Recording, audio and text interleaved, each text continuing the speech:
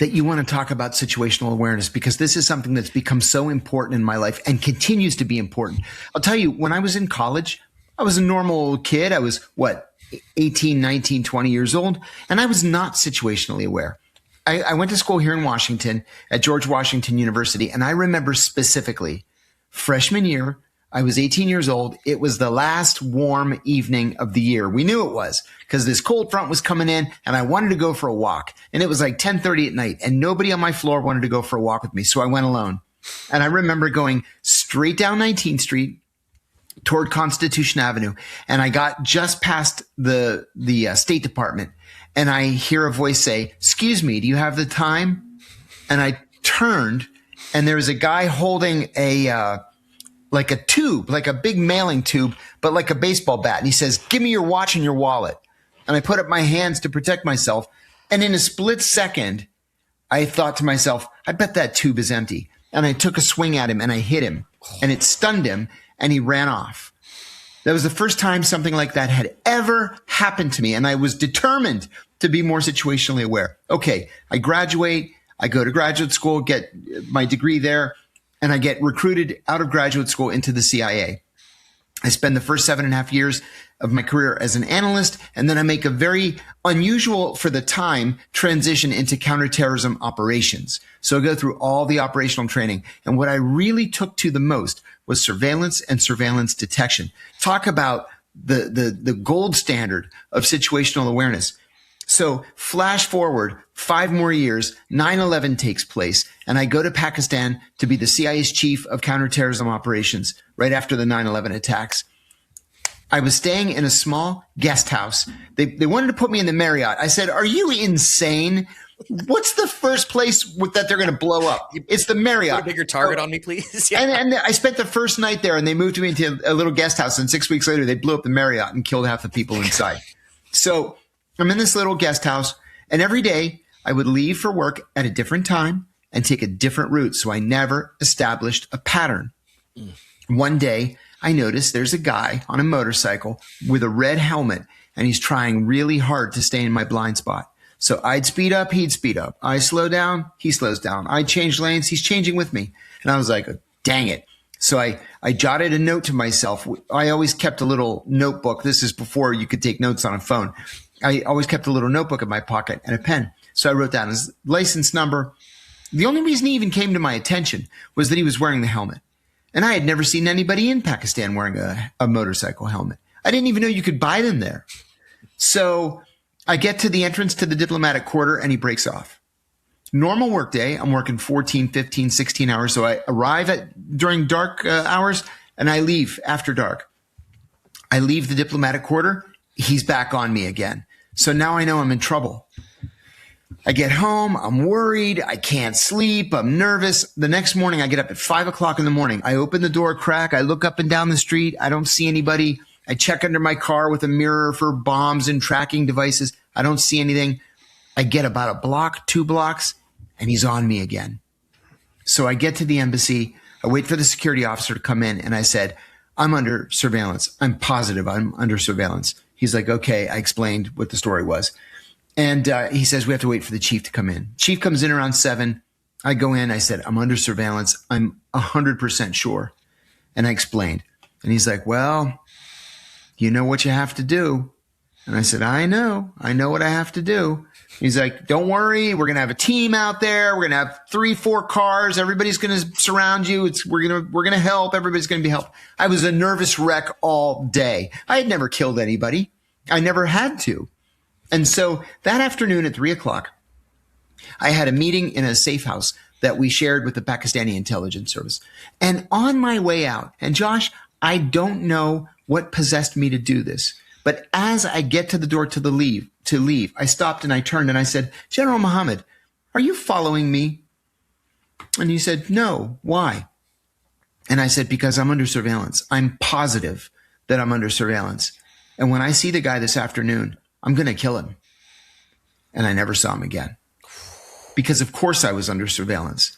The problem was they chose the worst surveillance officer in the entire Pakistani intelligence service. So instead of being 2 blocks back where I may not notice him, he's right next to me like it's an episode of Kojak or something. And if it wasn't for that momentary questioning, that guy would be in the ground today. What keyed you off? That it was that Pakistani intelligence? Was that Pakistani military? I guess. Yeah, it was the military. Keyed you off that they could have been involved to ask that question. You know, what they told us in training was that every once in a while, the good guys may just stop and take a look at you, just to see what you're doing when you're not with them. Okay, just to keep the honest people honest. And you know, it turned out that they were sitting around a table one day and somebody said, you know, the new guy at the American embassy, John, really nice guy. And everybody agreed, yeah, he's a really nice guy. And then somebody said, you know what? Nobody's that nice. He's probably pretending to be nice just so that we'll drop our guard. Let's see what he's doing when he's not here. And they got the worst surveillance officer in the entire service. And I was going to kill him that afternoon. Man, how acute of a story when it comes to situational awareness. You know, now most of our listeners are not CIA operatives, right. are not the chief of counterterrorism operations in Pakistan, but working with being in law enforcement for so long, being a SWAT guy for so long, doing all this stuff. I know there's a lot that I can bring into my personal life from what I've learned.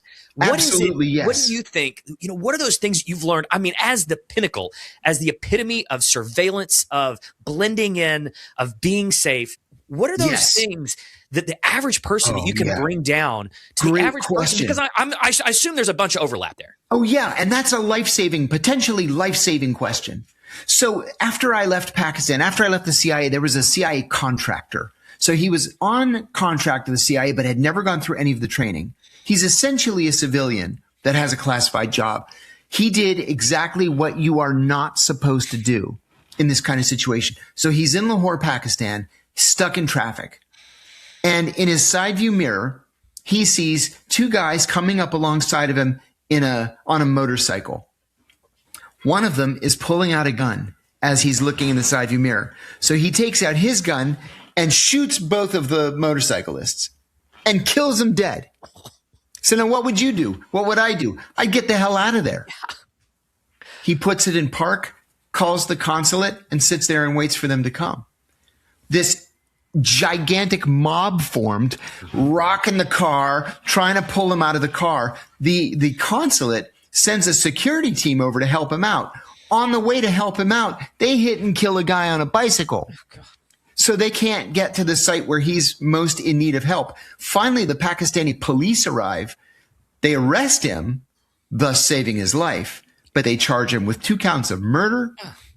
And it was 6 months before the U.S. government was able to negotiate his release from Pakistan. So rule number 1 that they taught us in training, and this is applicable to everybody in the audience, get out of the kill zone. At the first sign of trouble, get out. I have a friend who was on the 87th floor of Tower 1 on 9/11, and she survived. And I was calling and calling and calling that day. And the circuits were down. You may remember. I finally got through, and she answered the phone. I said, "My God, Julia, you made it out alive." And she said, "Yeah, I did." I said, "How did you do it?" And she said, "John, I was born in Chechnya, and we learned young that at the first sign of trouble, get out." We talk about so much about whether it's in a tactical situation or whether it's in a situation that you're talking about, getting off the X, and how important it is, not to, when I teach active shooter a lot, and we talk about how your brain will do things to try to rationalize with you, and about how many people during an active shooter think, man, that's odd that there's fireworks in my office building at Tuesday at 10 a.m. That's your brain rationalizing. That's you have to take things at sometimes at their worst value in order to activate that self-preservation. And like you said, get out at the first sign. Don't try to rationalize. Don't try to explain it away. Just go. And that's what an important. May I add something too? Please. When I was in CIA counter-terrorist operations training, I took 2 classes: counter-terrorist operations and advanced counter-terrorist operations. And then there's counter-terrorist driving, all different kinds of things. So there was one situation where we were at the CIA training facility called the Farm, and I'm in a mock-up of a really seedy Central American hotel, like 0 stars, bugs and rats and stuff like that. I've got a cot and I've got a table and a chair, and there's a knock on the door, and I said, "Who is it?" I didn't say come in. I said, "Who is it?" And 2 guys just walk in. One is holding up a vacuum cleaner, and they're speaking very quickly in Spanish. And I don't know what made me do it, but I'm trying to keep direct eye contact with the guy with the vacuum cleaner. Well, the second guy comes from behind him and just goes bang, bang, bang, and shoots me 3 times with a paintball gun. I was like, damn it. And he said, "What are you doing?" He said, when you said, "Who is it?" and we just came in. Your job is to open fire, and get off the X. Yeah. So he says, go back out to the van. There are 7 other students in the van. Don't tell anybody what happened. So I go to the van, and everybody's looking at me, and I have these 3 paintball spots right over my heart. You don't got to tell them. Well, one by one, all 8 of us got killed in the exercise, man. But I'll tell you what, it's a lesson I will never, ever forget, ever. And I never allowed myself to be in a situation like that ever again. So when you're, through all your training and all those things, and then your experience, especially overseas, here in the U.S. and wherever else you may or may not be able to confirm you have been or have not been, when you're, I had to throw the money away at the airport, so I didn't have any when I came back. That's right, yeah. When you're out, and you might be going about your normal business, you might be headed to a meeting. You're not doing some crazy black op out there. You're just going to work. What are those things that as an operative and as an analyst who understands that they are in, a bit more of a critical role in a critical environment than most normal people, but what are those things that you're looking at? You're walking to work, you're looking, you have that elevated situational awareness. What does that look like? Rationally and practically, almost as you're walking across the street. It can be as innocuous as keeping 6 feet between you and the car in front of you at red light. Simple as that. So you have a way to, if you need to get out, you can get out. Even if you need to, bump the car in front of you to push him out of your way to get out, you can get out. Walking, I actually have always preferred foot SDRs, foot surveillance detection routes, because you can stop and look in a store window and use the reflection to see who's behind you. You can do something called stair stepping, which is you go up a block, make a right, go up a block, make a left, make a right, make a left, make a right, like a staircase. And in fact, every time you stop at that corner, you look both ways to see, if there are any cars coming, but really you're looking to see if you're being followed. And we're not talking necessarily about terrorism. We could be talking about, walking down the street in Eau Claire, Wisconsin. You're talking about the possibility of being mugged, purse snatching, anything. It could be just regular, normal street crime that happens in every city across America every single day. The FBI, the CIA, TSA, NSA, everybody has to be on top of their game 100% of the time. The bad guys have to get lucky once. And we can't even gauge what might happen with a lone wolf, somebody who's self-radicalized watching YouTube videos, for example. Sure. And so the worst can happen literally anywhere in America. You have to constantly be aware of your surroundings. Your side view mirrors, your rear view mirror are your best friends when you're in the car. Constantly be scanning them. Constantly think of a way out if you're stuck in traffic, for example. And like you say, if that means jumping a curb or going the wrong way down a one-way street, do it. Pay the $60 fine later. But look at it in the respect that if there is a cop there to stop you, that's good, because that cop is going to protect you. Okay, number one. Number two, these big international events like the war in Ukraine, the war in Gaza, the war in Iran, they make people very angry. Maybe not a lot of people are going to be angry enough to actually do something and take matters into their own hands, but 1 or 2 or 5 might. And that might mean shooting somebody from the roof of a building, or it might mean walking into a shopping center and opening fire, or walking into a school and opening fire. You just never know. And so you have to be prepared for that kind of thing. Again, I keep repeating myself, or I keep repeating you. It's all about situational awareness. I'm in the last couple of years, I've become friends with an A-list Hollywood name, A-list. And I happened to be visiting him, I'm going to say like 4 weeks ago. And I know everybody in his circle. He's got his publicist and his assistant and, this guy and that guy and the accountant and the agent, and they're all hanging around all the time. So I'm saying hi to everybody. There was a guy that I didn't know. And I said, "Hi, I'm John." He said, "Oh, I know. We've met." And I said, "Oh, we have?" And he said, "Yeah, Islamabad, 2002, in the safe house."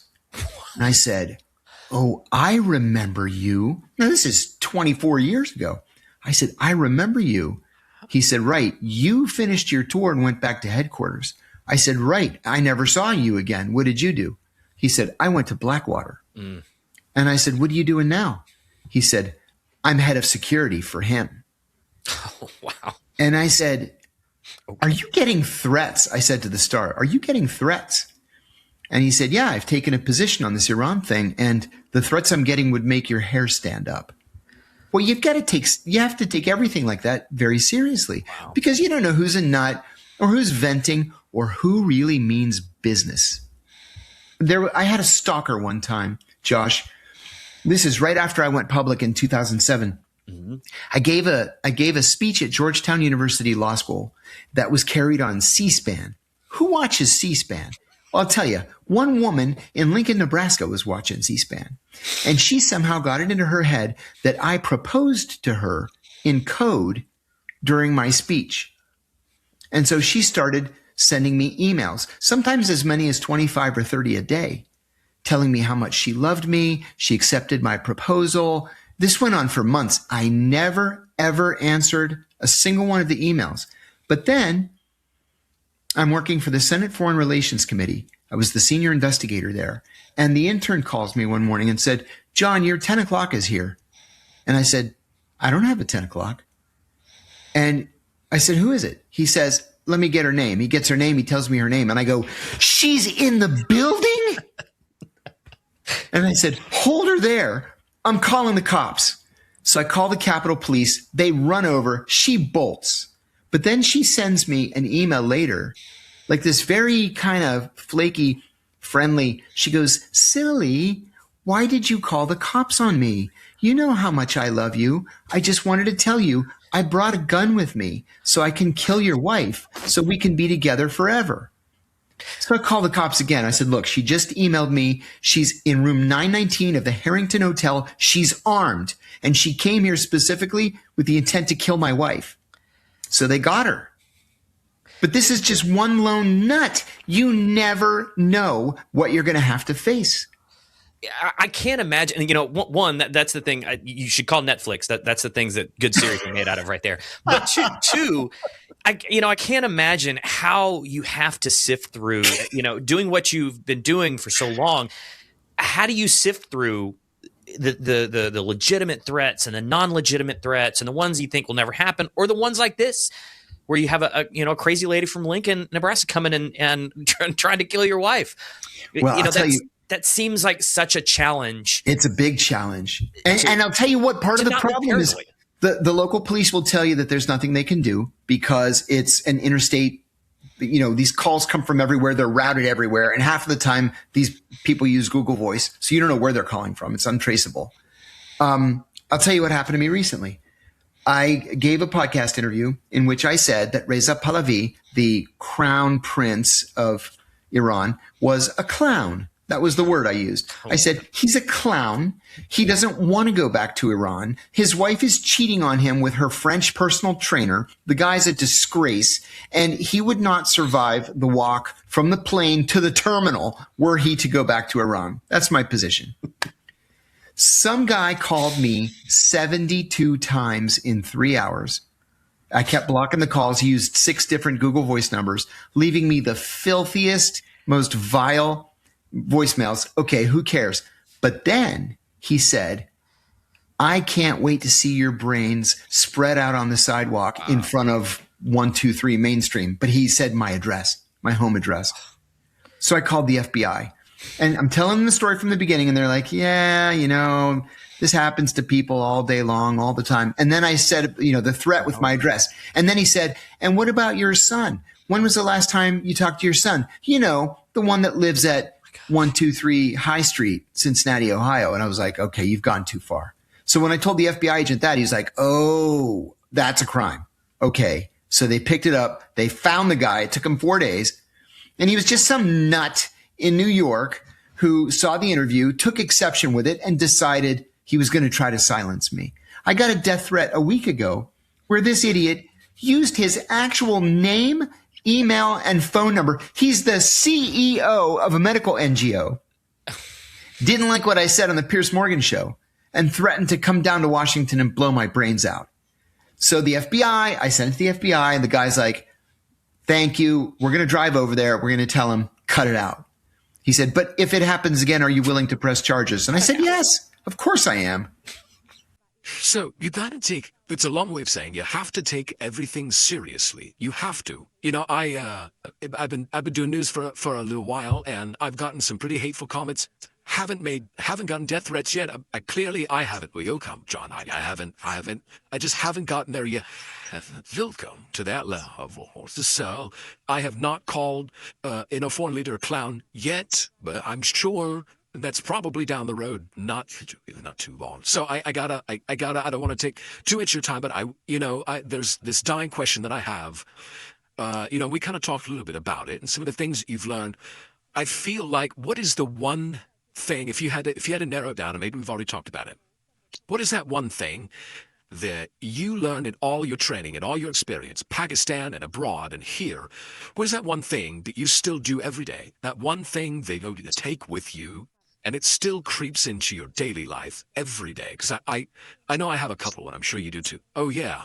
Josh, I took surveillance detection so seriously that when I returned from Pakistan after 9/11, I became a surveillance and surveillance detection instructor at the agency, and then I went on to write a book called The CIA Insider's Guide to Surveillance and Surveillance Detection. I've been out of the CIA for 22 years, and I still am constantly scanning my mirrors, constantly. But you just never know. But you said it too. Look, the average person is not getting surveilled by the Pakistani government. No, those are the same tactics. Because people are getting surveilled. They're getting surveilled by, yes, they are possible targets. We all know that criminals, that the vast majority of criminals are opportunists. And yes, they're there because they think that they found an easy target. It's the carjacker. Yeah, it's the thief who sees that you put the purse on the passenger's seat and is going to smash the window and grab the purse. But I'll add one other thing. As a hobby, I like to write television pilots, and I've been, knock on wood, I've been very successful. In the last 15 years, I've sold 8 of them. Holy crap! The very first one that I sold was called Bomb Squad. It was a procedural, and it was a day in the life of the New York City Bomb Squad. And the reason I wrote it is because I had a friend who was assigned to New York City Bomb Squad, and he said the most interesting thing, and I'm equating this with surveillance. He said fewer than 1 out of 100 bomb threats, call-ins to the police have to do with terrorism. Maybe 1 out of 1,000. But he said almost every bomb threat, bomb scare, or actual bomb is a jilted spouse or lover, an insurance scammer, or a mafia hit. Oh. They have nothing to do with terrorism. Yep. Meaning the victims are just average, normal people going about their normal daily business. So everybody needs to be aware of his or her surroundings. Everybody has to be personally responsible for his or her own safety and security. Man, I couldn't have said it better. I say so many times, you are your own first responder, and you have to treat it like that. Because unfortunately, look, a career cop for more than 2 decades, but I'm here to tell you, we're there to clean up the mess most of the time. Amen. With an average response time of about 5 to 7 minutes as a national average, it's been over for for about 6 minutes at that point. You've been laying in the street for 6 minutes. So, Yes. so man, that personal accountability and responsibility, John, you really hit the nail on the head and is so critically important. And, from someone with this kind of experience here, overseas, trained by some of the best people in the absolute world, the best in the world, but it still boils down to that. It still boils down to basic situational awareness on an elevated level, just the production of fundamentals on demand all the time. But that's what it comes down to. Man, what a great way to illustrate that. Just force yourself to practice. And then it becomes habit, right? You're deliberate, you're committed to it, you're deliberate about it for so long, and then all of a sudden you just do it, and it's just part of the day, and it's just part of your habit. And I think it's important to note it's not about being paranoid, it's not about thinking that everyone's out to get you. It's just understanding and taking, like you said, personal accountability and responsibility for your personal safety and that of your families. And I think that's so incredibly important. Oh yeah. May I add one other thing, Please. Josh? One of the little tricks or tools that they taught us at the CIA, and it's so logical, and I would never have thought of it, but they taught us not to ever play the radio while we were driving. That way you're not distracted. So don't play the radio. Instead, speak out loud to yourself about what you're seeing. White male, blue jeans, mid-50s, walking a dog. Black female, yellow sweater, whatever. So that if you see the white male, black t-shirt walking a dog again 5 miles from now, you know that you've got a potential problem.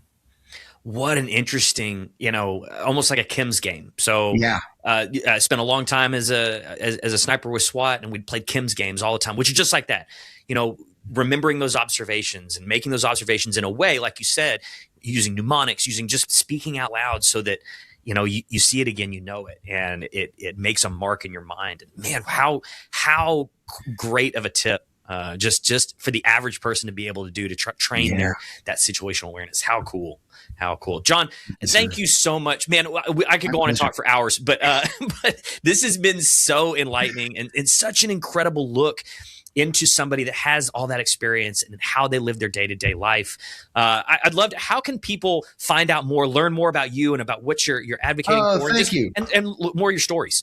Thank you. I'm pretty much out there all over the place, but I'll tell you, I'm launching a new podcast on YouTube starting July 1st. It's at Real John Kiriakou. It's going to be called John Kiriakou's Briefing Room. So you can go, and I would really genuinely appreciate it if people would subscribe. So it's coming in 4 weeks, Real John Kiriakou. And I've got another podcast that's proven to be crazy popular. We're number 6 in the world in the history category. There are 6 million podcasts out there. We're number 238 overall. It's crazy, but it's called John Kiriakou's Dead Drop, and we're just now gonna finish season 2. So there are a lot of episodes out there.